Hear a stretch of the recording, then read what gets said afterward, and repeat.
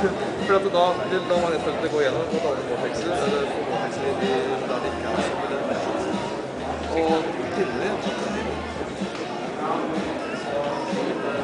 da har vi også valgt å lage på en bane. Jaha. Så det her er stål, altså, eller? Inni der som er stål, så er det magneter. Og utenfor.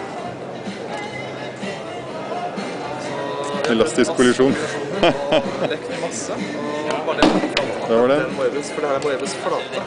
Fellesbegrepet er Moebius bane, men da Moebius